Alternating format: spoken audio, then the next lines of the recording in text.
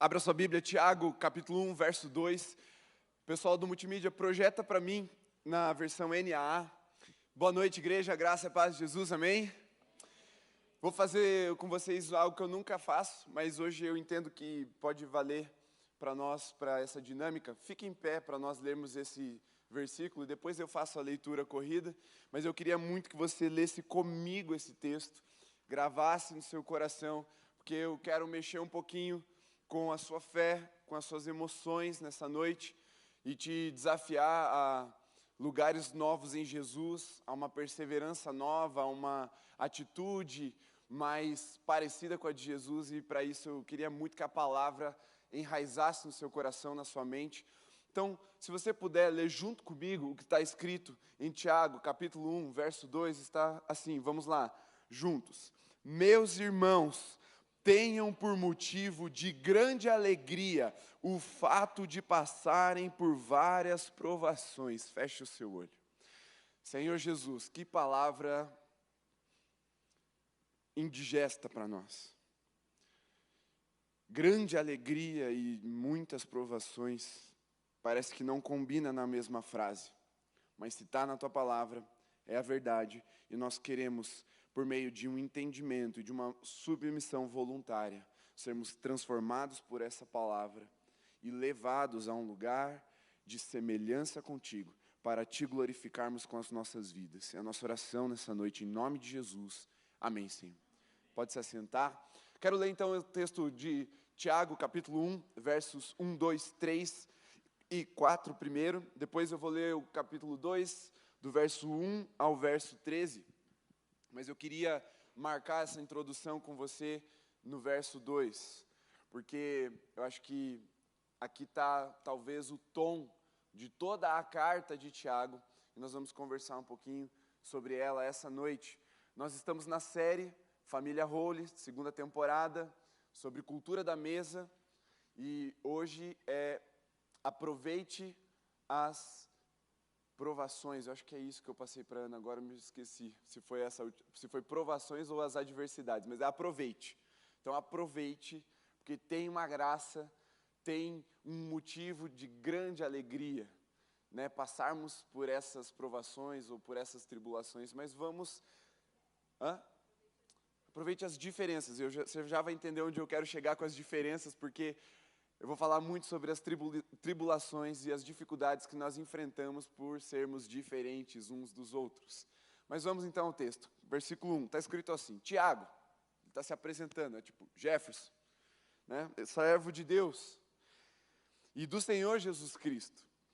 As 12 tribos que se encontram na diáspora, saudações. Tipo, beleza, mano? Vamos lá, vamos parar aqui antes da gente continuar a leitura, porque eu preciso ir explicando para você entender bem o que essa carta tem de valor para nós como igreja. Ela é muito profunda, mas ela é facilmente confundida por causa de uma leitura corrida. Se nós não entendemos, primeiro, quem é Tiago, segundo, quem são as 12 tribos, terceiro, que se encontram nesse tal de diáspora, nós não vamos entender o que é que Tiago está falando nessa carta. Então vamos lá, Tiago, um dos discípulos, também chamado de irmão de Jesus por alguns, ele tinha essa vocação, essa incumbência de pastorear a igreja que se converteu ao cristianismo, se converteu à obra de Jesus, se rendeu a Jesus como Messias na nação de Israel. Por isso ele fala as 12 tribos. Não sei se você sabe, Israel, o povo de Deus, escolhido na antiga aliança em Abraão pela fé, ela era dividida por 12 tribos, os 11 filhos de Jacó, aí o 11º, que era José, não tem uma tribo, então, porque ele recebe a porção dobrada lá em Gênesis, ele tem 2 filhos, e aí os 2 filhos dele vira tribo, então por isso 12 tribos de Israel. As 12 tribos das 12 tribos que tinham se convertido, então que se encontravam na diáspora. Alguém já foi na diáspora? Sabe onde é? Tem uma noção? Não, por quê? Porque diáspora não é um local. Diáspora é uma situação, é uma circunstância. Diáspora aqui na nossa tradução, as nossas Bíblias provavelmente estão com letra maiúscula, porque elas se referem a um evento específico na história da igreja. É quando, depois ali do primeiro século, no final do primeiro século, já após o martírio do apóstolo Paulo, sobe ao poder um imperador tido por muitos como louco, chamado Nero, e a perseguição se intensifica sobre a igreja, e essa perseguição vem muito forte em Israel. E aquelas pessoas que tinham se convertido, que eram judeus ou eram das 12 tribos, eram do povo de Deus na antiga aliança, estavam agora em Cristo Jesus, se dispersam. Então, que estão vivendo essa dispersão, esse espalhamento, esse envio para todos os confins do mundo conhecido naquela época. Pessoas de diversas tribos migraram para a África, para a Ásia, para a Europa, enfim, para aquele mundo daquela época do primeiro, do segundo século. E esse evento chamado diáspora, então deixou a igreja esparramada, espalhada. O que naquele momento, tenha uma certeza, todos eles viam como algo muito difícil de se enfrentar, como algo extremamente desagradável de se viver e de sofrer. Primeiro, não é bom você ser expulso de casa. Segundo, não é bom você ser expulso de casa e ter que ir para um lugar que você não conhece, não tem nem um lugar para descansar a cabeça. Você não conhece a nação, não conhece o país, não conhece a língua, muitas vezes não conhecia a cultura, e enfrentar esse local novo. Em terceiro lugar, ainda fugindo, porque você poderia ser morto se pego confessando a sua fé publicamente, professando a sua fé publicamente no Império Romano. Então, essa situação daquele povo era uma situação extremamente difícil, muito dolorosa, porque além disso tudo, a perseguição matava. E matava de uma forma escandalosa. A Bíblia chama de espetáculo para o mundo. Se você for ver filmes de época, provavelmente você conhece aquela arena esportiva chamada Coliseu, na cidade de Roma, porque virou um ponto turístico, um edifício histórico que marca aquele período, mas por todo o Império Romano existiam cidades com uma arena semelhante àquele Coliseu, que o esporte preferido, um dos esportes preferidos era a dilaceração dos prisioneiros por feras, por animais selvagens e também por soldados ou gladiadores. E esse espetáculo de sangue, esses horrores de martírio, de assassinato, eram tidos como esporte pelos perseguidores da igreja, mas era tido com tamanho sofrimento, lamento, dor pela igreja daquela época. Esse evento é chamado de diáspora. Então, o que nós precisamos entender toda vez que nós formos ler a carta de Tiago, é que ele não está falando para uma igreja que está sentada numa cadeira confortável.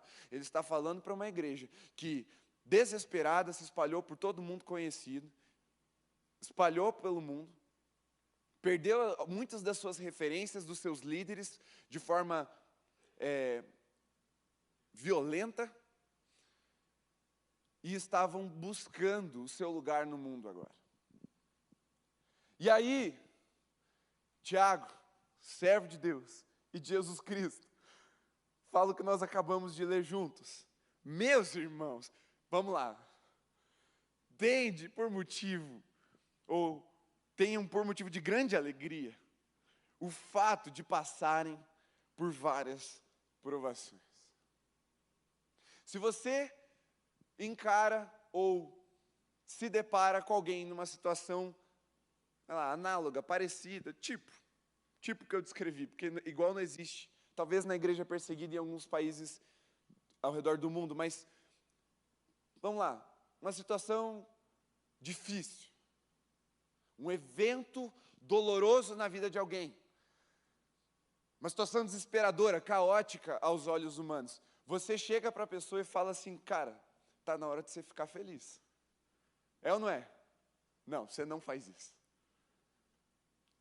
Nós não fazemos isso, porque quando nós percebemos o sofrimento alheio, se nós temos um coração humano, de carne, nós prestamos a nossa misericórdia àquela pessoa. Nós lamentamos junto com ela. Só que o que Tiago está oferecendo para essa igreja perseguida, para essas pessoas que estavam passando por esse evento chamado diáspora, é uma perspectiva redentora. E é isso que eu quero que vocês entendam nessa noite. O que nós vamos falar hoje, aproveite as diferenças, é a encarar as nossas diferenças como igreja, como irmãos, de uma perspectiva redentora. Porque você e eu sabemos que muitas vezes os nossos relacionamentos sucumbem, nossos amigos se perdem, nossas amizades ficam para trás, porque nós, por passarmos por situações difíceis, descarregamos no outro um conteúdo muitas vezes agressivo, violento, desproporcional, e isso gera a ruptura da relação. Quantas das nossas amizades, relacionamentos não romperam depois de uma situação muito difícil sobrevir sobre a nossa vida? E sem misericórdia, sem esse olhar humano, nós não soubemos lidar com esse sofrimento, seja nosso ou do outro, esse sofrimento que nos leva a situações e a ações e reações extremas. E geraram conflito, colisão, e dessa colisão houve então a ruptura. Vamos seguir para o versículo 3, porque é só uma vírgula no 2. Sabendo que a aprovação da fé que vocês têm produz perseverança. Ora, a perseverança deve ter ação completa, para que vocês sejam perfeitos e íntegros, sem que lhes falte nada.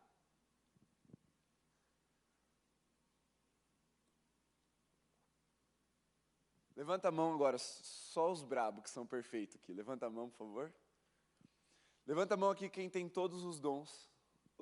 Todos os 9 dons do Espírito lá de Coríntios, por favor, levanta a mão. Você que apresenta com muita facilidade todos os frutos, ou todo o fruto do Espírito, de Gálatas 5:22, por favor, levanta a mão aí para mim. Todos vocês, nossa, uma igreja crente, né? Vamos lá. Quem aqui tem a vocação dos 5 ministérios de Efésios 4, por favor, levanta a mão. Quem flui plenamente em toda a gama bíblica que nós temos aqui para experimentar na teologia, tanto do Evangelho quanto do Antigo Testamento, na prática. Alguém? Quem aqui sabe tocar, cantar, pregar, receber, mexer lá no multimídia e na transmissão, no som? Alguém, por favor? Ninguém. Por quê? Por que a gente não é perfeito? Por que a gente não tem essa plenitude?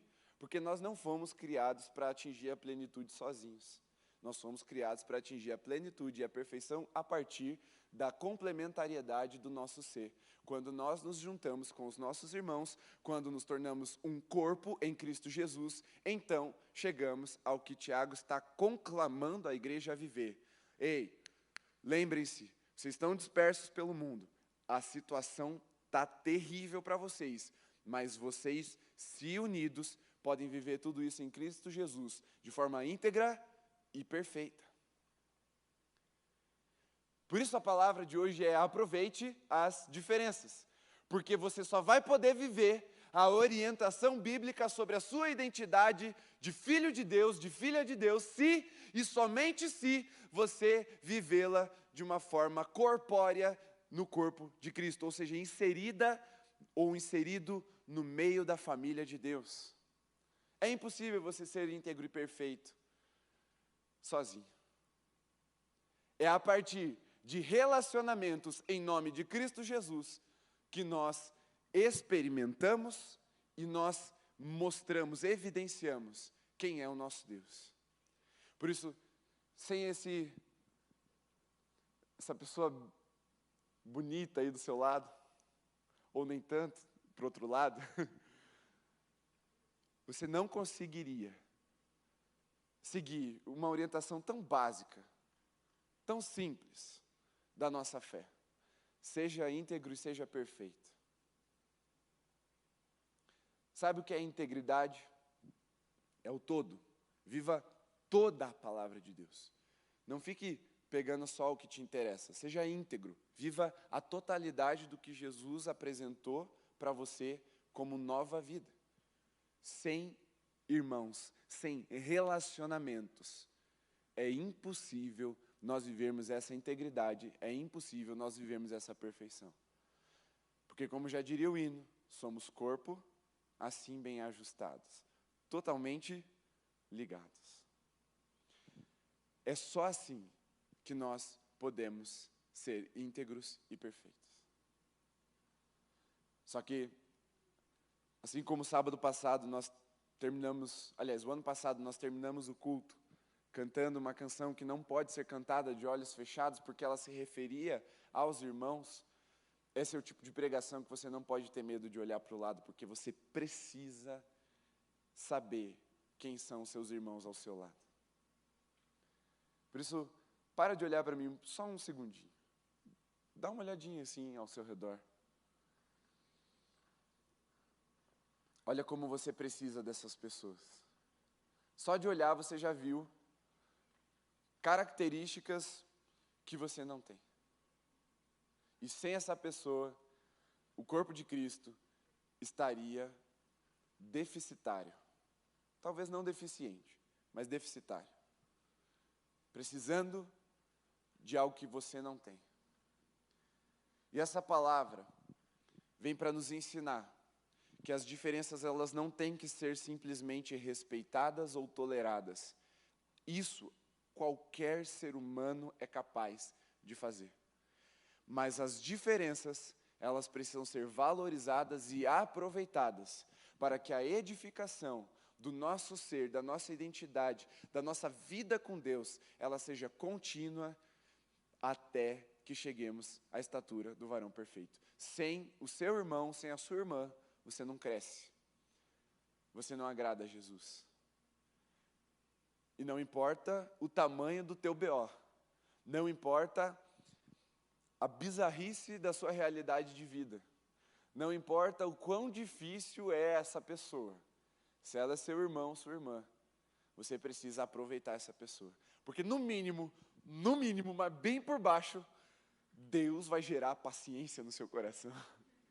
E paciência é um fruto do Espírito. No mínimo, paciência.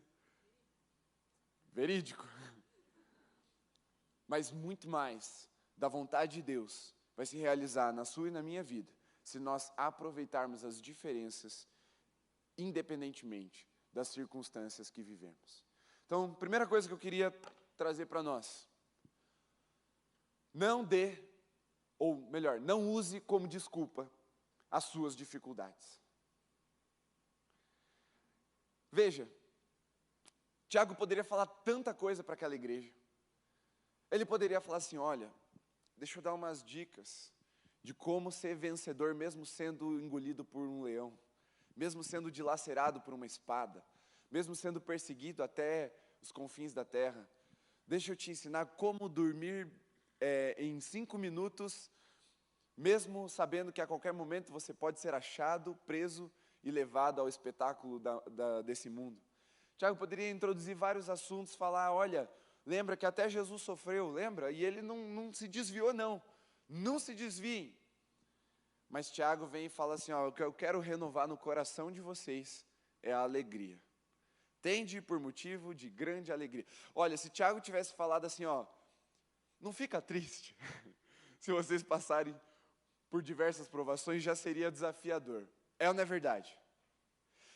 Só que o que a gente precisa testar essa proposta bíblica, essa teologia que o Tiago está apresentando aqui, a gente precisa levar isso aos extremos. Porque é muito fácil a gente testar isso no dia a dia. Por exemplo, é muito feliz a gente falar assim, puxa, bati o carro, amassou um pouquinho, mas até falei de Jesus para a pessoa que eu bati o carro. Vai custar, beleza, lá o valor do seguro, né, a franquia do seguro, mas falei de Jesus. Puxa, que alegria, estou passando por uma aprovação. É fácil você ler esse versículo nesse dia que você passou por isso.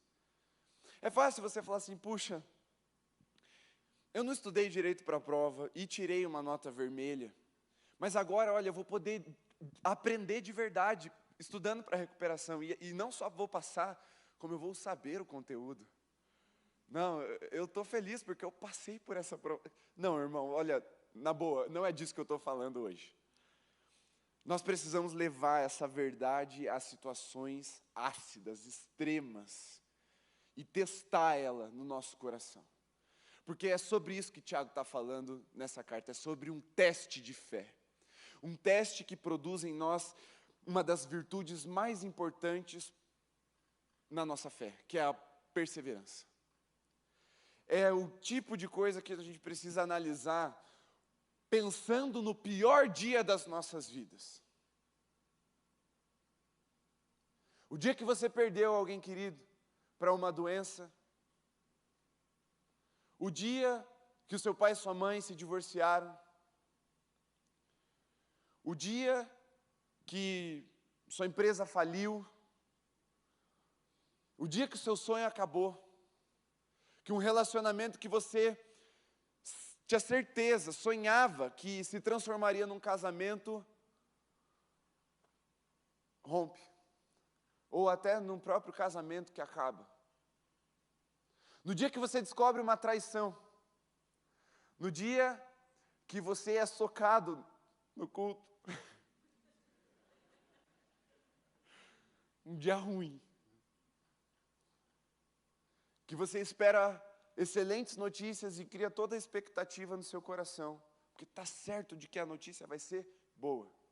E chega aquela notícia que quebra suas pernas. E te deixa totalmente desestabilizado. É nessa situação que eu quero colocar essa verdade para ela ser testada nos nossos corações agora.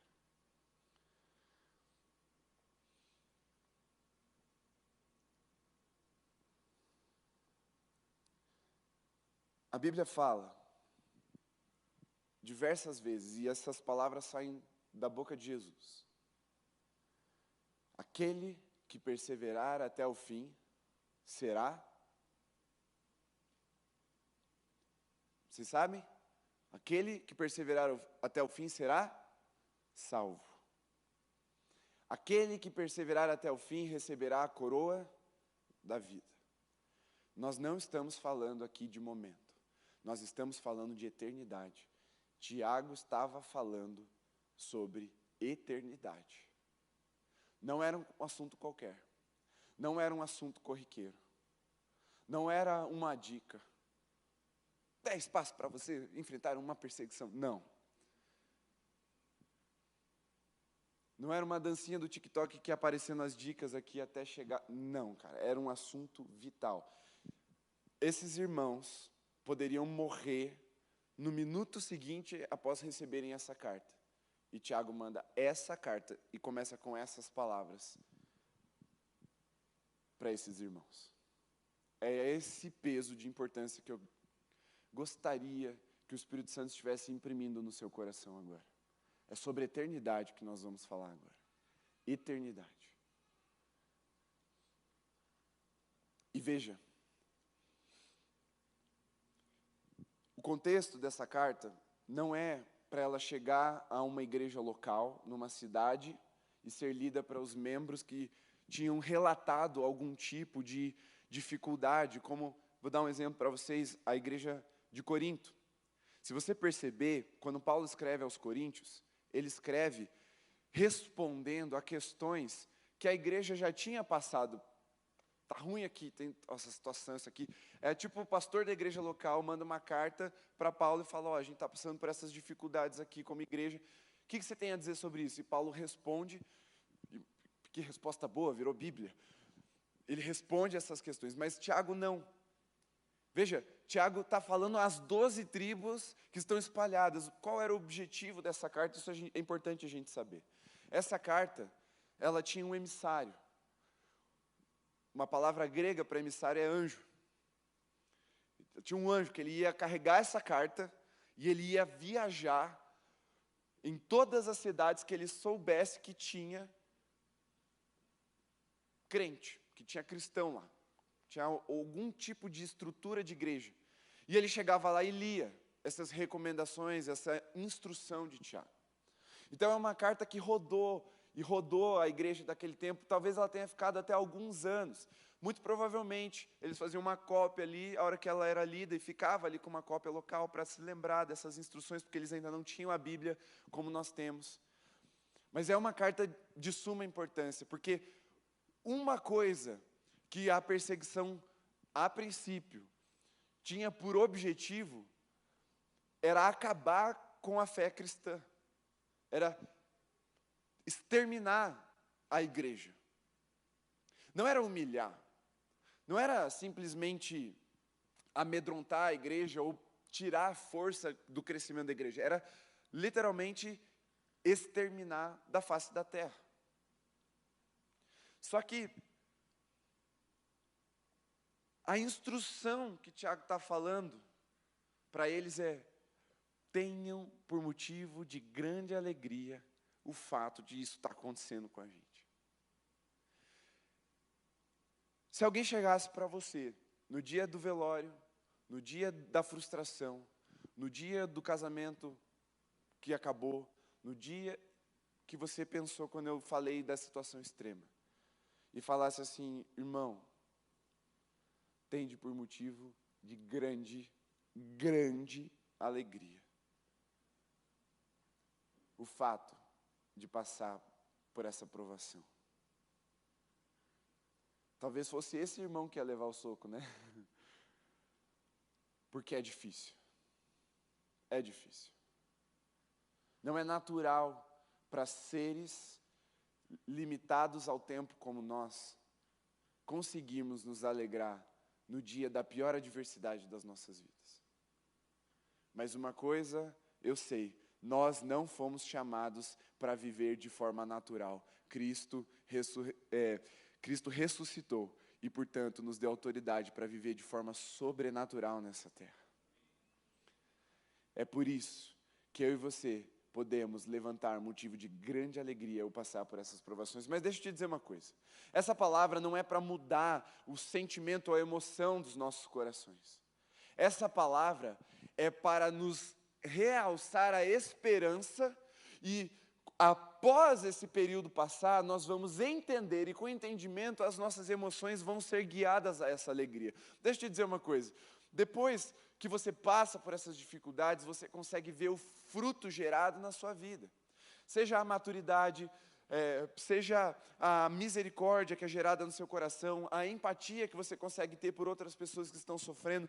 Muito fruto é produzido no nosso coração quando nós somos espremidos. Mas veja, uma coisa que é importante nós sabermos, é que aproveitar as diferenças aqui não é simplesmente você falar assim: não, eu estou passando por uma provação, Deus está permitindo que eu viva com essas pessoas que são diferentes, Deus está permitindo que os meus relacionamentos sejam testados nessa adversidade, para Ele tirar o melhor de mim. Não. Deixa eu te dar uma notícia. Provavelmente, se Jesus te apertar bastante, Ele não vai achar nada de bom para tirar de você. Mas o que Ele quer fazer nesse tempo de tribulação, de provação, é inserir, enxertar, colocar em você algo de bom. E para isso você vai precisar do diferente. Você vai precisar de alguém que tem algo que você não tem, para que a sua limitação ela seja transcendida pela característica que Cristo deu ao outro, pelo dom que Deus deu ao outro, pela manifestação do fruto do que o Espírito deu ao outro. E você sozinho não vai conseguir, mas se você, reunido em nome de Jesus, experimentar essa aprovação com perseverança, você vai ver que você vai ser edificado, e você então vai adotar uma perspectiva de esperança, de eternidade. Por isso, quando você estiver passando por todas essas dificuldades, procure quem é diferente de você. Ah, mas ele não me entende. Tá bom, mas ele é seu irmão, ele é sua irmã, ela é sua irmã. E ele provavelmente vai ter algo a te dizer que você não pensou. Ele vai ter um abraço que você não pode dar em si mesmo. Ele vai ter uma palavra de conforto ou simplesmente vai estar contigo. Porque sem o outro você só vai estar sozinho. Não deixe que as dificuldades, que as provações, que as esquisitices do teu irmão, da tua irmã, afastem vocês. Mas nesses momentos, lembrem-se de que nós precisamos uns dos outros. Só que os nossos relacionamentos vão ser testados, porque nós vivemos num mundo caído. E todas as circunstâncias ao nosso redor podem contribuir para que os relacionamentos acabem, para que as nossas relações fiquem infrutíferas. Mas nós fazemos parte de uma família. Nós temos um Pai que nos uniu pelo nome de Jesus e nos chamou para um lugar chamado mesa. Agora veja, vamos para o capítulo 2, como eu te disse. Verso 1, está escrito assim: meus irmãos. Veja que ele retoma a irmandade. Ele começa ali, depois de se apresentar no versículo 2 do primeiro capítulo, meus irmãos. Agora ele começa o segundo capítulo, falando assim, meus irmãos. Ele está falando para a família, ele não está falando para qualquer um. Olha só, meus irmãos, vocês não podem ter fé em nosso Senhor Jesus Cristo, o Senhor da glória, e ao mesmo tempo tratar as pessoas com parcialidade. Porque se entrar na sinagoga de vocês um homem com anéis de ouro nos dedos, vestindo roupa luxuosa, e entrar também um pobre muito mal vestido, e vocês derem um tratamento especial que está vestido com a roupa luxuosa, dizendo, você, sente-se aqui no lugar de honra, e disserem ao pobre, você fica em pé, ou sente-se ali abaixo do estrado dos meus pés, será que vocês não estarão fazendo distinção entre vocês mesmos e julgando as pessoas com critérios errados? Olha que pergunta importante. Será que nós não estamos tratando as pessoas a partir de critérios errados? Aqui Tiago está falando de distinção. Distinção é diferença. Você não está tratando com diferença e usando critérios errados para isso? Veja, quem é o rico e quem é o pobre dessa situação de Tiago? Em outras cartas, a riqueza e a pobreza têm a ver muito mais com a classe social. Em especial na carta de Tiago, ela tem a ver com uma situação dos judeus que saíram. Ele está falando dos judeus, dos próprios irmãos na fé. Ele não está falando de um mendigo que entrou para fazer uma visita. Não. Alguém que foi... Ele está falando dos irmãos, especialmente dos judeus. Quando você é perseguido e tem que sair correndo para não morrer, nem sempre você consegue levar o que te pertence. Às vezes o que você tem é terra, são animais. Como é que você foge levando a sua terra, os seus animais? Naquela época, demarcação era muito mais difícil de fazer. Não tinha um governo que fazia certinho esse negócio da terra para você, e você podia ir embora e voltar depois para pegar o dinheiro. Não. Muitos desses irmãos que saíram por causa da perseguição, eles saíram perdendo tudo. Outros já tinham outros tipos de negócio, e aí tinham como levar parte das suas riquezas. O que ele está falando assim, olha, quando vocês se reúnem entre irmãos, alguns de vocês vão chegar sem nada. E outros vão chegar tendo carregado posses, dinheiro. Mas ele não está falando de evangelismo dos mais pobres, ele está falando entre os próprios irmãos. E ele está falando, não trata de forma diferente ou distinta essas duas situações, porque nessa situação que você está vivendo, o que você mais precisa agora é do irmão que é diferente de você. Você está usando critérios de semelhança, quando na verdade você precisaria desse diferente. Porque veja comigo, como seria ou como é a fé de alguém que perdeu tudo, correu e não conseguiu levar nada, mas persevera na palavra, na fé, na presença de Jesus e na reunião dos santos? Como é a fé de uma pessoa que vê isso? Quem aqui gostaria de ter a experiência de sentar na mesa com alguém que passou por isso? Eu tenho. Tenho muita vontade um dia de sentar com alguém que passou por uma experiência parecida com essa. Eu perdi casa, eu perdi meu emprego, eu perdi meus amigos, eu tive que sair correndo, senão eu ia morrer. E agora eu estou aqui, firme em Jesus. Eu gostaria de ouvir esse irmão. Mas por critérios errados, foi se gerando no meio da igreja, dos irmãos, facções, se dividindo por meio de classes sociais. Vamos se juntar com quem está meio igual a gente. Aí o pobre ficava com o pobre, o rico ficava com o rico, eles se destratavam de uma forma ali, no meio do culto, no meio da reunião deles. E é a nossa tendência. É a nossa tendência ressentir contra quem não está passando pelo mesmo problema que eu, e o meu é muito pior. Porque vamos lá, se eu perdi tudo e o outro conseguiu fugir levando os bens, levando o dinheiro, ele está numa situação melhor do que eu. É muito fácil eu olhar para a pessoa que não está passando pelo meu problema e falar assim, também, né? Ah, se ele estivesse na minha pele. E começar a, inclusive, desejar o mal, para que Deus também pese a mão sobre ele. Ah, Deus, por que eu? É onde começa a surgir a inveja no nosso coração, e a inveja entra, corrói, contamina e mata relacionamentos de uma forma muito rápida. Porque sabe o que é a inveja?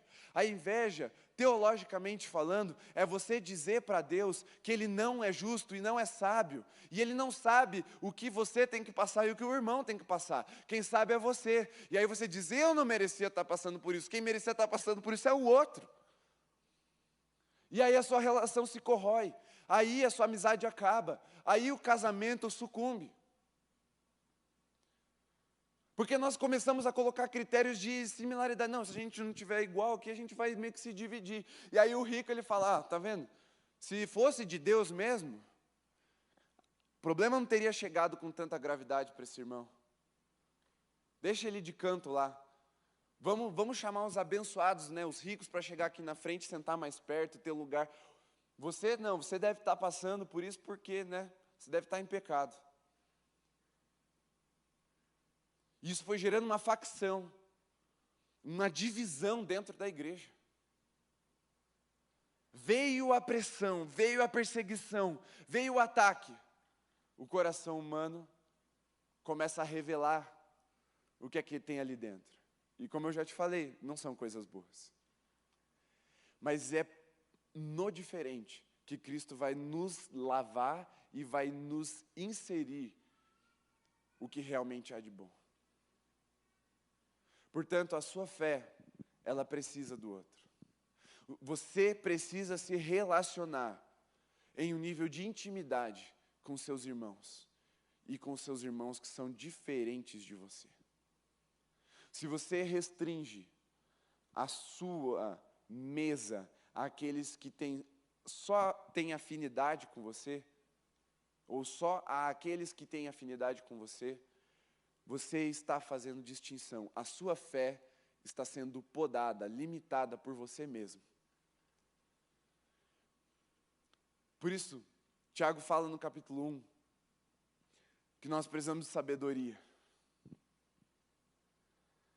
Porque quando essas situações surgirem, nós vamos precisar de sabedoria para falar assim, Senhor, com quem eu vou dividir o meu coração?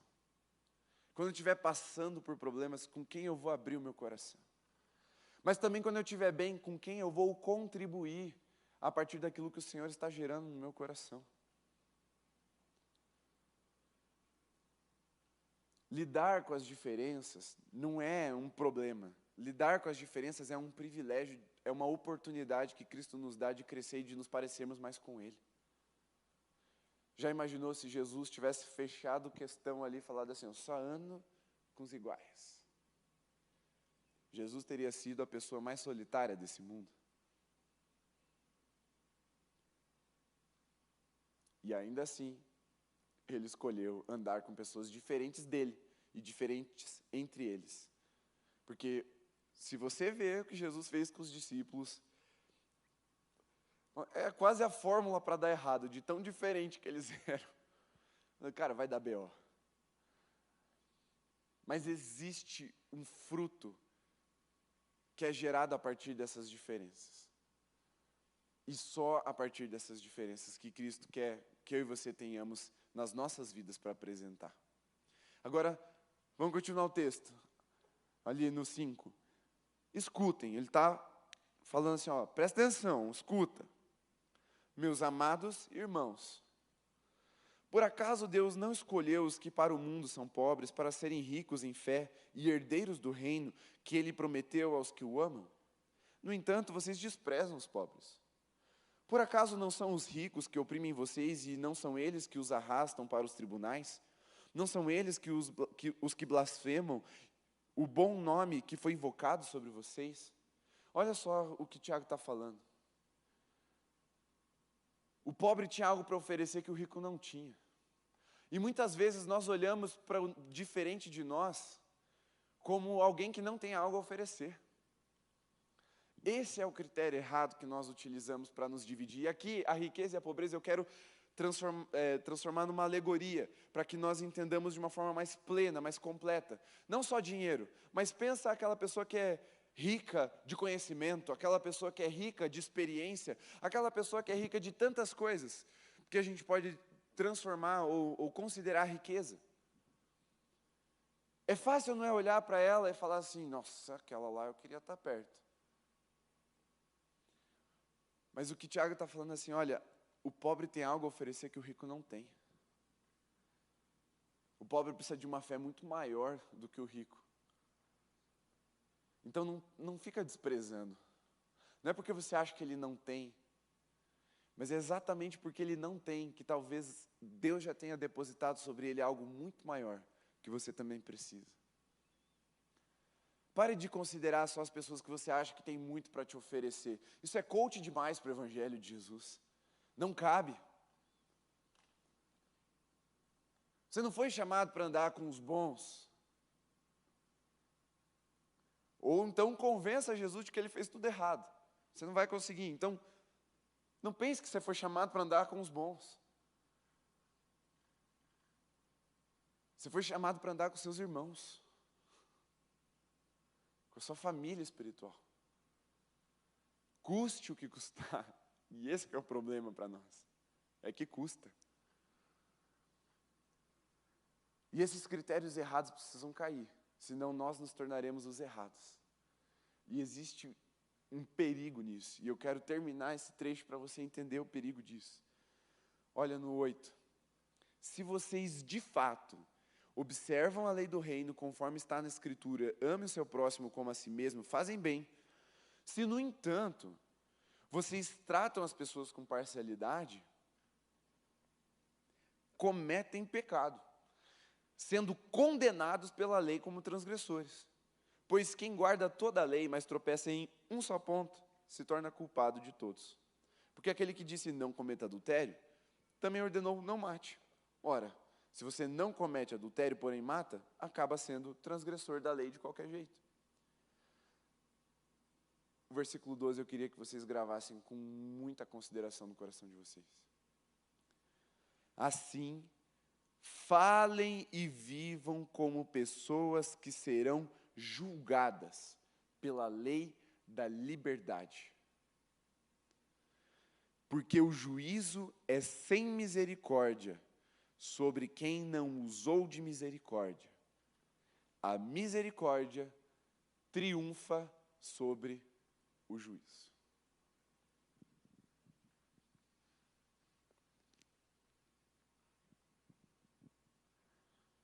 Eu e você vamos ser julgados por uma lei chamada Lei da Liberdade. Quando Cristo nos libertou, o poder do pecado já não nos escraviza mais. E Paulo fala, foi para a liberdade que Cristo vos libertou, não retornem às práticas de antigamente, porque isso vai te escravizar de novo, se você permitir. E essa lei de poder não sucumbir às velhas práticas, de não viver nas velhas práticas, ela nos dá a oportunidade de, estando livres, agirmos com misericórdia com aqueles que ainda estão em pecado ou presos. Especialmente com os nossos irmãos. Porque eu e você, possivelmente, temos muito mais facilidade de ter misericórdia do drogado que está dormindo no relento, do que do nosso irmão que contou uma mentira ou falou mal de você pelas costas. É ou não é verdade?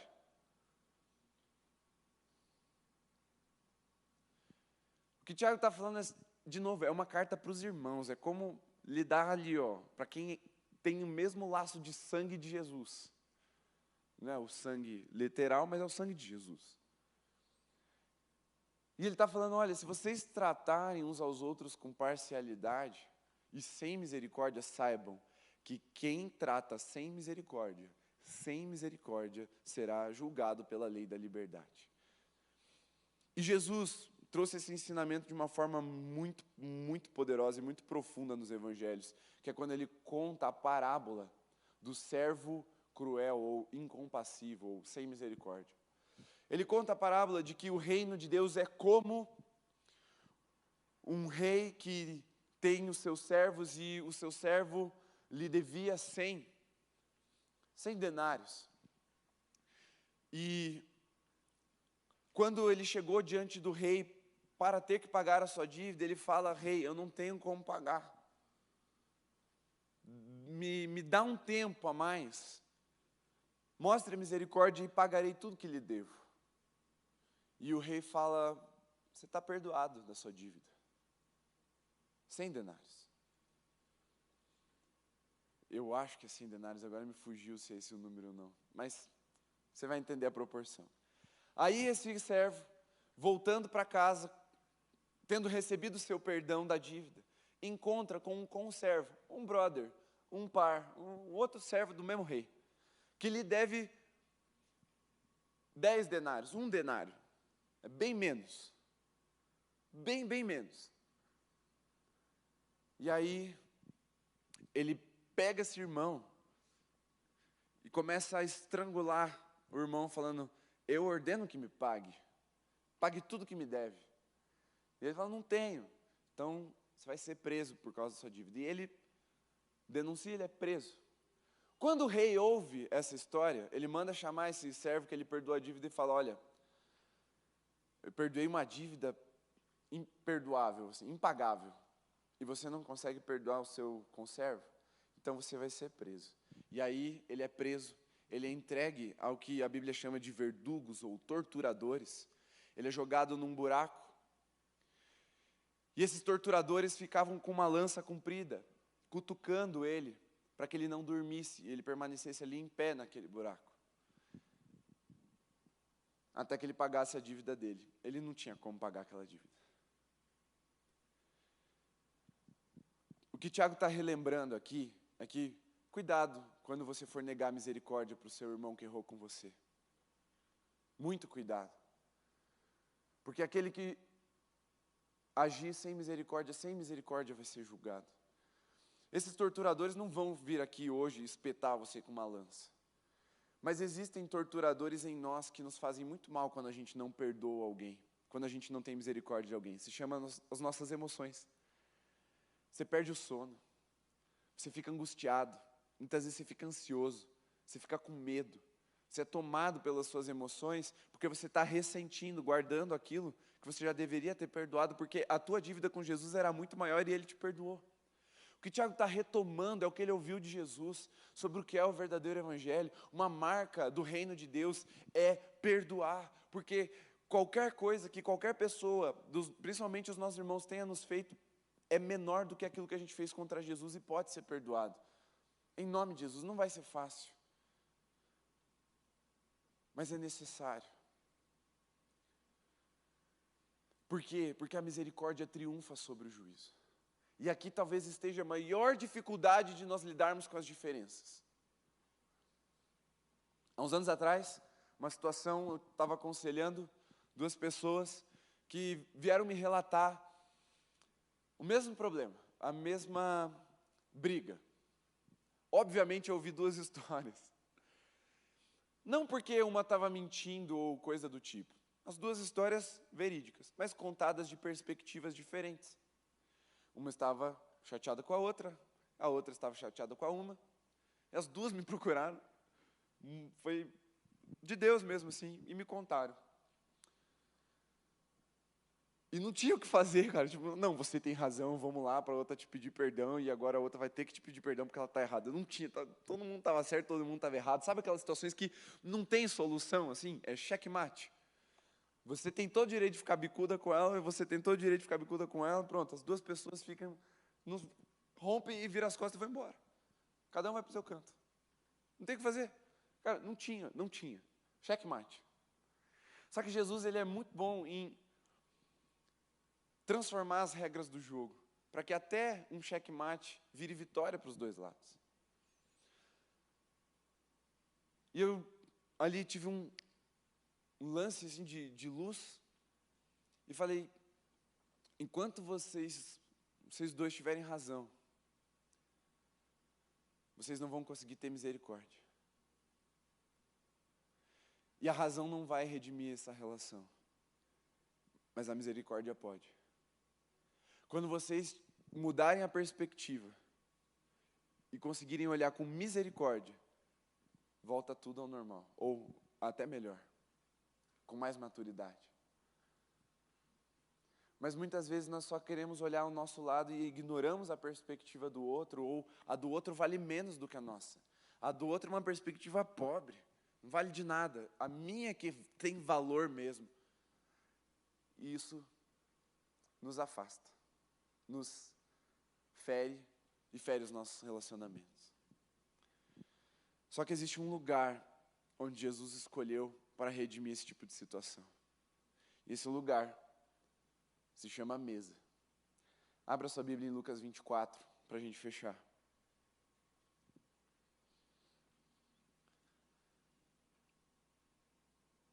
Verso 36 em diante, está escrito assim: Falavam eles ainda essas coisas quando Jesus apareceu no meio deles e lhes disse. Contexto: Jesus tinha morrido e o corpo dele já tinha sumido depois do terceiro dia. Então, aparece no meio dos discípulos. E ele diz: que a paz esteja com vocês. Eles, porém, ficaram assustados e com medo, pensando que estavam vendo um espírito. Fantasma, algumas versões dizem. Mas ele lhes disse: por que vocês estão assustados? E por que surgem dúvidas no coração de vocês? Vejam as minhas mãos e os meus pés, que sou eu mesmo. Toquem em mim e vejam que é verdade. Porque um espírito não tem carne nem ossos, como vocês estão vendo que eu tenho. Dizendo isso, mostrou-lhes as mãos e os pés. E por não acreditarem eles ainda, por causa da alegria e como estavam admirados, Jesus lhes disse. Aqui até é bonitinho, né? Tipo, eu não acredito, eu estou tão feliz, não acredito. Tipo, quando você é pedido em casamento e fala, não acredito. Tipo, reage, né, negando ou não acreditando no que está acontecendo. Quando você ganha um presentão, você fala, meu Deus, não acredito. E os discípulos estavam, nossa, não acredito, Jesus ressuscitou mesmo. Jesus lhes disse, vocês têm aqui alguma coisa para comer? Olha só. Então lhe apresentaram um pedaço de peixe assado e ele comeu na presença deles. E a seguir Jesus lhes disse, são estas as palavras que eu lhes falei, estando ainda com vocês. Era necessário, Jesus recapitulando, era necessário que se cumprisse tudo que está escrito a respeito de mim na lei de Moisés, nos profetas e nos salmos. Então lhes abriu o entendimento para compreenderem as Escrituras. E disse-lhes, assim está escrito que o Cristo tinha de sofrer, ressuscitar dentre os mortos no terceiro dia, e que em seu nome se pregasse arrependimento para a remissão de pecados de todas as nações, começando em Jerusalém. Eu estou com fome, já estou falando em comendo aqui. Vocês são testemunhas dessas coisas. Eis que envio sobre vocês a promessa de meu Pai. Permaneçam, pois, na cidade, até que vocês sejam revestidos do poder que vem do alto. Veja só. Jesus já tinha falado que ele ia passar por aquilo. Mas ele voltou, após a ressurreição, à presença dos discípulos.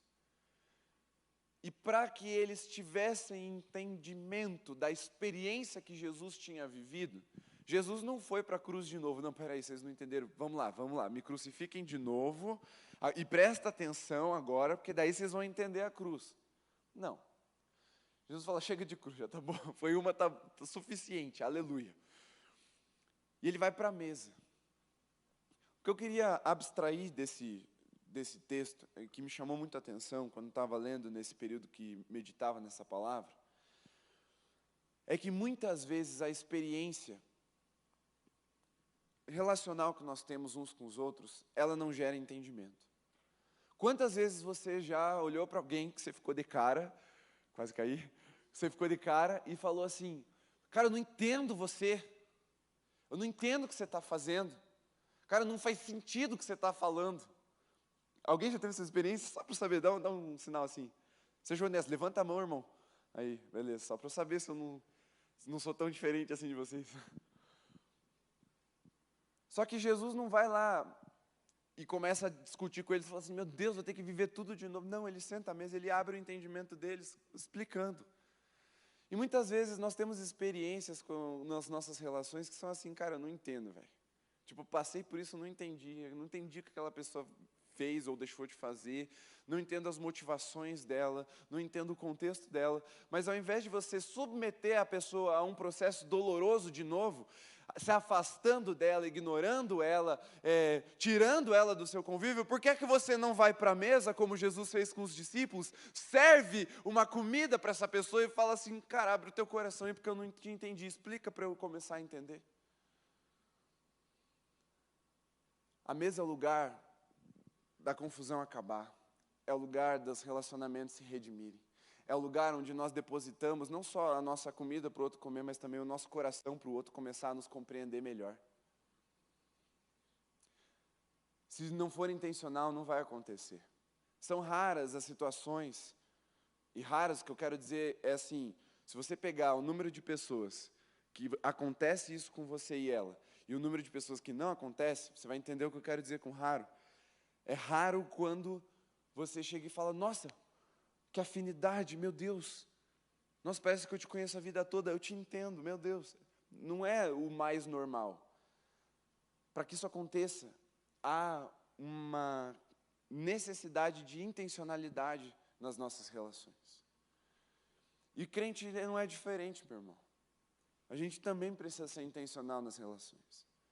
O problema é que muitas vezes nós só lidamos com a experiência. E por não entendermos a experiência, cultivamos uma frustração no nosso coração, como os discípulos estavam. Meu Deus, Jesus morreu e agora? Jesus passou 3 anos e pouco falando, eu vou morrer, eu vou ressuscitar e a gente vai reinar para a eternidade, e Jesus morre como ele disse que ia morrer, sofrendo como ele disse que ia sofrer, e os discípulos olham para a cara do outro e falam, eu não estou entendendo o que está acontecendo. E a gente é assim, a gente olha para as pessoas, olha para as circunstâncias, a gente experimenta as coisas e fala, eu não estou entendendo o que está acontecendo, e se desespera, e se fecha, como os discípulos tinham se fechado com medo. Mas o que Jesus está mostrando para nós é que, calma lá, vamos sentar na mesa e vamos começar a entender o contexto, as emoções, a situação. Cara, eu já vi gente ficar chateada, eu estou falando muito próximo, coisa aqui da igreja, para não dar aquele migué que a maioria dos pregadores fala assim, não é nessa igreja, isso aqui é nessa igreja. Eu já vi gente ficar chateada com o outro, porque passou por ele no culto e não cumprimentou. Irmão, o louvor aconteceu, eu estou falando sério, 6 anos a pessoa guardou mágoa do outro, porque não cumprimentou. A pessoa saiu para ir no banheiro, tomar água, não sei, passou e não cumprimentou. E ela guardou mágoa por isso. Cara, se ela tivesse chegado e falado assim, fulano, vamos lá em casa, vou fazer aqui um cachorro quente da hora, vamos pedir uma pizza, vamos conversar. Cara, porque você passou por mim e não me cumprimentou? Eu tenho absoluta certeza de que a resposta seria, quando? A pessoa estava apertada indo no banheiro, ou ela não quis fazer contato visual para não atrapalhar o culto do outro, mas ao invés de trazer para a mesa e esclarecer, uma mágoa foi plantada no coração daquela pessoa e ficou 6 anos pensando no outro que não cumprimentou. Cara, a gente é esquisito. O ser humano tem que levar, às vezes, uns pedala robinho assim para a gente ficar esperto, né? Porque, meu Deus do céu, olha como é o nosso coração. Nós não sabemos reagir às nossas experiências relacionais. A gente sabe que o outro é brabinho mesmo e às vezes ele estoura. Mas quando estoura, a gente fala, comigo? A gente sabe que o outro é esquecido, mas esquece o teu aniversário, você fala, o meu aniversário? A gente sabe, porque o outro já avisou, eu sou assim mesmo, eu tenho dificuldade com isso, a gente até conhece, mas aí experimenta na pele, e meu Deus, o que é que está acontecendo? Parece que o negócio dentro da gente toma conta, os neurônios fogem tudo para não ser pego, e a gente não pensa na situação. Mas o que Jesus está falando, e Tiago está reforçando, Não tratem sem misericórdia, porque pode ser que a pessoa tenha um bom motivo para não ter olhado para a tua cara aquele dia. Talvez ela estivesse tão brava, ou tão magoada, ou tão chateada com uma coisa que não tem nada a ver com você, e ela só passou direto para te privar de ter que lidar com toda a amargura e todo o rancor do coração dela naquele momento. Não sei, eu estou justificando talvez o injustificável, mas o que eu estou dizendo para você é, no mínimo senta. E se você sentar na mesa e a pessoa falar assim, virei a cara para você mesmo. Aí é a hora de você fazer como o Tiago falou, agora é a hora da misericórdia triunfar sobre o juízo. A pessoa falhou com você. Cara, ela está na tua mesa e ela teve coragem de dizer, não gosto de você, não vou com a tua cara. Virei de propósito mesmo, fiz de propósito, falei mal de você mesmo. É a hora do triunfo, é a hora da misericórdia triunfar sobre o juízo. É a hora de você falar assim, ó, eu prefiro ter misericórdia do que ter razão. É assim que a gente lida com as diferenças. É quando a gente senta na mesa e, explica o teu lado. Explicou, não estou satisfeito. Não me convenceu. Mesmo assim, a misericórdia vai triunfar sobre a razão. Eu ainda acho que você está errado. Você ainda acha que eu estou errado. Mas a gente vai ter misericórdia um do outro. E nós vamos continuar, irmãos, em Cristo Jesus, edificando a vida um do outro, até que Ele venha. Então, meu irmão, minha irmã, aproveite as diferenças. Quem aqui é filho ou filha? Levanta a mão, só para eu ter uma ideia.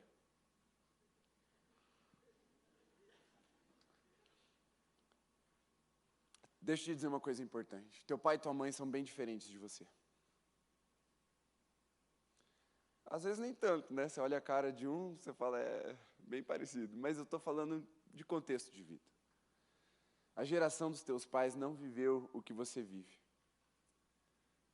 E nós não vivemos o que a geração dos nossos pais viveram. Tenha misericórdia deles. Ah, mas meu pai é mó tiozão do Whats. Cara, tenha misericórdia dele. Ele não nasceu com o celular na mão, nem com a interação social das mídias sociais, sendo parte quase que completa das nossas vidas. Ele ainda não sabe lidar com o WhatsApp. Ele ainda compartilha um bom dia de um ursinho brilhando assim, no grupo da família. Tenha misericórdia do seu pai, da sua mãe que faz isso. Tenha misericórdia se ele não entender o que é postar uma foto e não receber todas as curtidas que você achava que merecia. Ou de alguém ter postado uma foto sua e você saiu com o dedo no nariz, assim. Tipo. Ele não tem essas crises, ele não vai... Tenha misericórdia. É crise para você, mas não é para ele. O que eu estou dizendo é que talvez você nunca entenda o coração do seu pai e da sua mãe. Mas uma coisa precisa prevalecer, é a misericórdia. Porque eles são bem diferentes de vocês. Eu acredito que temos alguns pais aqui, né? Ali. Tenham misericórdia dos seus filhos. Porque eles nasceram num mundo com um desenvolvimento jamais visto na história da humanidade. E tudo é tão rápido. Tudo é num dia e no dia seguinte nada mais é. Essa inconstância provoca ansiedade, aflição, medo mesmo. Tenha misericórdia dos seus filhos. Principalmente vocês que nos ouvem de casa, estão acompanhando. Será que eu vou agora buscar meu filho? Pode vir. Estou encerrando. Tenha misericórdia. Tenha misericórdia quando aquela pessoa que pensa diferente de você, politicamente. Cara, ela não é do outro lado só pelos motivos horríveis que você acha que o outro lado tem. Talvez ela tenha um bom motivo. Não é porque as razões que você usa para não ser daquele lado é o que ela vai afirmar para ela ser do outro. Tenha misericórdia. Talvez você nunca concorde com aquelas pessoas do outro lado, mas tenha misericórdia, para que a misericórdia triunfe sobre o juízo. Uma coisa que me chateou muito nesses anos que a gente viveu foi o quanto Opiniões diferentes destruíram famílias, relacionamentos e amizades. Mas Jesus nos deu o poder de redimir essas relações. Esse poder se chama misericórdia. Aproveite as diferenças, experimente-as em misericórdia, e você vai ver a sua fé crescendo e crescendo em perseverança. Talvez, se você levar essa mensagem a sério, nunca mais você olhe para as pessoas diferentes de você da mesma forma. E você seja edificado, você enriqueça, no sentido mais puro e nobre da palavra. Mas não trate as pessoas com parcialidade. Não trate as pessoas com os critérios errados. E aí, para finalizar, se existem critérios errados, existem critérios certos. Existem critérios certos. A gente estava lendo os comentários de uma foto, ou algum post de alguém, ontem, eu e a Camila, e a Camila leu para mim e deu risada. Aí eu falei, ela estava lendo enquanto eu dirigia e ela deu risada. Eu falei, o que foi, amor? Dela, olha só, essa pessoa comentou aqui, você está corretíssimo, é exatamente o que eu penso. Aí ela riu, eu falei, é verdade, né? Olha o nosso conceito do outro estar corretíssimo. É pensar exatamente o que eu penso. Às vezes não, meu irmão. Às vezes não. Os critérios certos são os critérios da palavra. Às vezes nós vamos precisar chegar no irmão e falar assim, irmão, você está errado, cara. Não tem justificativa para o que você está fazendo. Abandona o pecado. Volta para Jesus. Às vezes você vai ter que chegar e falar assim, cara, não dá desse jeito não, velho. Vamos parar com isso aí. Mas em amor, com misericórdia, para redimir, não para afastar. Existem critérios corretos, mas existe também uma forma correta. Em amor. Como a um irmão, porque irmão ele é, ou ela é, irmã, para que haja redenção e não destruição. Amém? Fique em pé.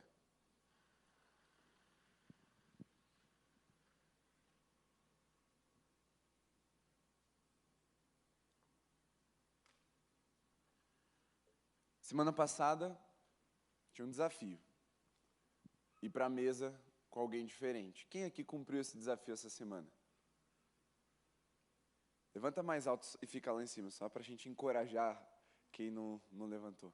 Edu e Ju, conta, pode levantar. Tipo, não moro com vocês, nem vocês comigo, pode levantar. Pode baixar. Nós precisamos gerar essa dinâmica intencional. Só que hoje não é assim, eu vou aproveitar então, já que aquela pessoa lá é linda, maravilhosa, cheirosa de tudo, vou chamar para ir lá em casa. Não. O desafio dessa semana é você chamar alguém que você considera muito diferente de você para ir para a tua casa, ou para tomar um café em algum lugar, ou para jantar, almoçar, enfim, a refeição você escolhe, mas para estar à mesa, de uma forma que vocês consigam conversar.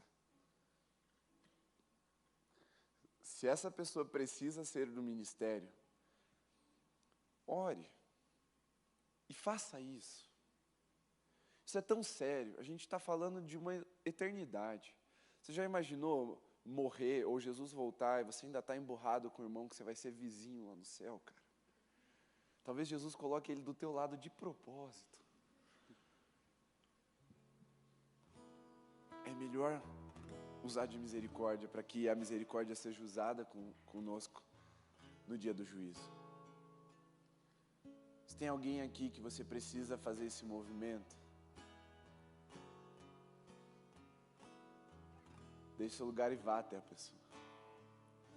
Não menospreze as pequenas coisas. Talvez você ficou assim, puxa, mas a pessoa só passou por mim e não me cumprimentou na hora do culto. O pastor riu. Gente, eu ri, mas isso tem um poder negativo muito ruim assim dentro de nós, assim, muito desastroso. Se tem alguém aqui que você precisa fazer isso, fala assim, mano, vamos pra mesa essa semana. Preciso ouvir teu coração, você precisa ouvir o meu, a gente precisa se acertar. Já vai até essa pessoa aí. Pode ir. Se você tem essa pessoa, mas você não tem coragem, você está com medo da reação da pessoa ser pior, ou você só tem aquele medo inato de se expressar e discordar e falar, não, eu não gostei daquilo, mas você gostaria de vencer isso, para que as suas relações fossem mais profundas, verdadeiras, significativas, edificantes, para que você não precisasse ficar vigiando teu coração, tua boca o tempo todo, com medo de ser quem você é e aí a pessoa te rejeitar, porque você vai mostrar que você é diferente. Se você quer vencer esse medo, deixe seu lugar, venha até aqui à frente, nós vamos orar juntos para que isso aconteça. Eu sei que para vencer o medo, você vai precisar ter coragem, é meio contraditório. Mas dê esse passo de fé se você entende que você precisa vencer esse medo. De quando se assentar à mesa, abrir o coração. Talvez você esteja precisando muito disso. Deixe seu lugar se você precisa vencer esse medo.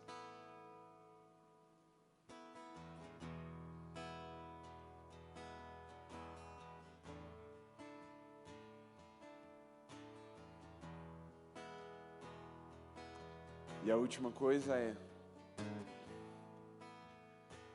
aproveite as diferenças. E a única forma de você experimentar as diferenças de forma significativa e bíblica é através da misericórdia. Vamos orar para que o Senhor nos encha de misericórdia e compaixão, para que sejamos seres compassivos, um olhar cheio de graça, um olhar acolhedor, um olhar sem juízo. Feche seus olhos, coloque a mão no seu coração, comece a orar pedindo isso, falando: Senhor, me enche de misericórdia, me ajuda a soltar o pescoço do meu irmão, me ajuda a não querer que ele se dê mal, me livra da minha inveja, porque eu acho que eu merecia mais e o outro menos. Senhor, me ajuda a ter misericórdia dos meus pais, me ajuda a ter misericórdia daqueles que eu não entendo, dos diferentes de mim. Comece a orar, ore você, mas coloque o seu coração de verdade diante de Jesus, na comunhão dos santos. Essas coisas precisam ser colocadas diante de Jesus. Você sabe o quanto isso é precioso para você, porque não é sobre o momento, não é sobre um evento na sua vida, é sobre a eternidade. Nós estamos falando de eternidade.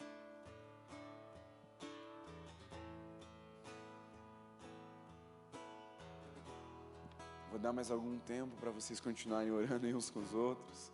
Se você ainda tem esse desejo, se movimente.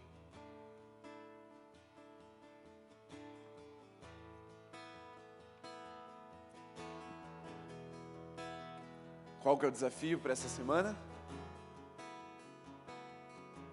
A mesa com alguém diferente. Você vai falar assim: ó, te chamei porque você é diferente de mim nisso. E não vale, porque você tem o cabelo comprido e eu tenho o cabelo curto. Tente ir um pouquinho mais profundo do que a aparência.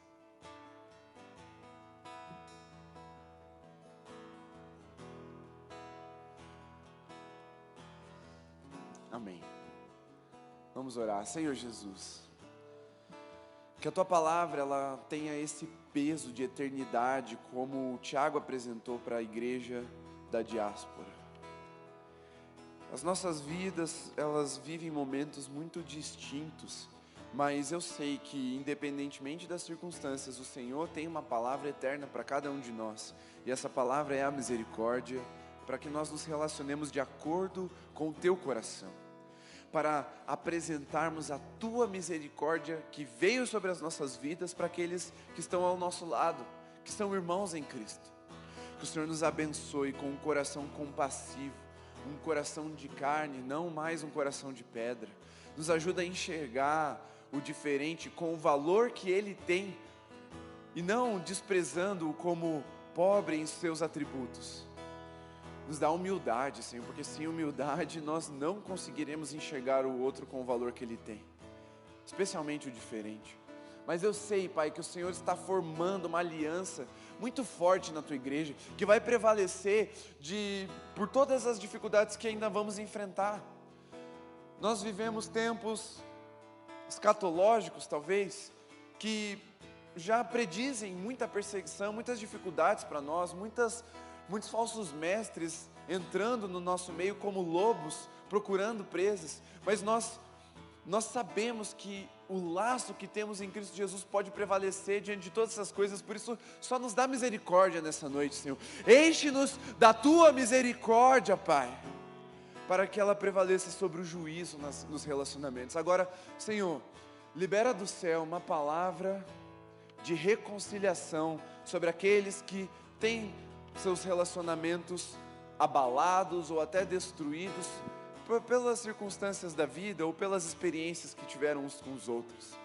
Que o coração dos pais se converta ao coração dos filhos e o dos filhos ao dos pais, para que vejamos esse avivamento acontecendo em todas as direções, que os amigos se convertam aos amigos, que os esposos se convertam às esposas, que a Tua igreja se converta a ela mesma, para amá-la, porque o Senhor a amou.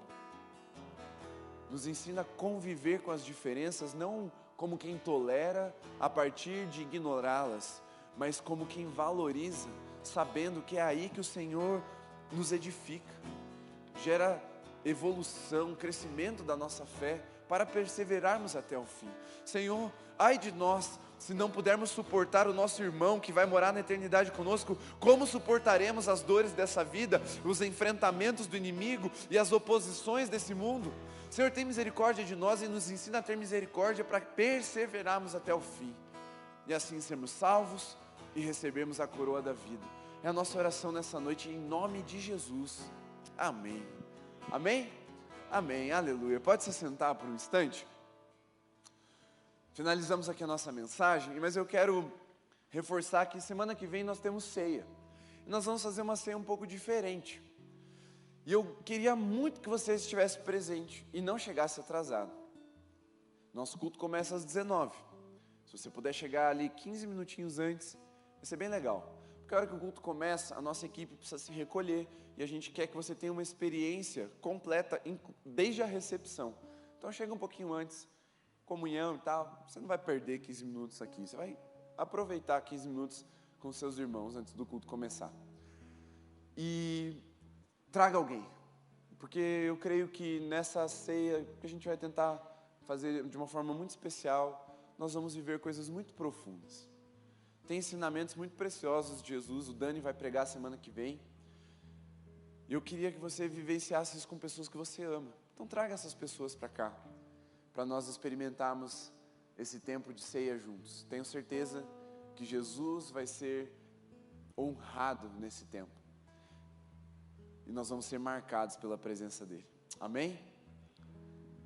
Espero que a sua mentalidade sobre a mesa esteja sendo trabalhada, redimida durante esse tempo. E lembrando que nós estamos na segunda temporada do Família Holy. Ano passado tivemos 4 mensagens, 3 no sábado, 1 no domingo. Se você procurar lá no YouTube, no canal da igreja, Família Holy, pesquisa lá, você vai ver os cultos. Na nossa página do Instagram, se eu não me engano, no Linktree tem, né? Está lá, fácil de você acessar as mensagens e assistir o recorte, para que você esteja totalmente inteirado. Dá para assistir a partir da segunda temporada? Claro que dá, mas é muito melhor se você aproveitar a experiência desde o início. Então, se você não lembra, ou você não viu o ano passado, assista durante essa semana. São 4 mensagens muito legais, muito profundas para o nosso coração sobre família. Quem aqui nos visita nessa noite, você pode dar um sinal aqui para mim, por favor? Muito bom tê-los aqui, muito bem. Aqui, temos lá também. Vocês podem ficar com a mão levantada só um instante para a nossa equipe achar vocês aí. Eles têm um presente para entregar para vocês, sem nenhum tipo de constrangimento. Como eu disse semana passada, nós não vamos cantar visitante, seja bem-vindo.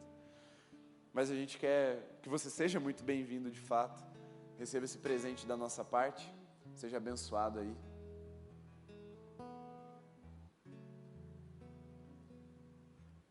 E aí agora o desafio personalizado para a edificação da sua fé. Nessa semana, prestem bem atenção, nessa semana, eu gostaria muito que todos nós lêssemos a carta inteira de Tiago. Ela é muito curta. Eu li ela pelo menos 30 vezes nas últimas 2 semanas. Então assim, ela é bem tranquilinha de ler, é muito rápida. Você não leva nem 20 minutos para ler ela. Então leia todo dia, pelo menos uma vez completa. E aí quando você for conversar com essa pessoa que você vai conversar, que é diferentona e tal, aí você pode apresentar a misericórdia com o coração muito mais trabalhado pela palavra. Amém? Recebam esse desafio, levem adiante, vivam isso na presença de Jesus durante toda a semana. E, qual outro aviso que precisava reforçar? Nenhum? Então tá bom. Vão na graça e na paz de Jesus, que o Senhor os abençoe, os guarde, os leve em segurança. Até mais, pessoal.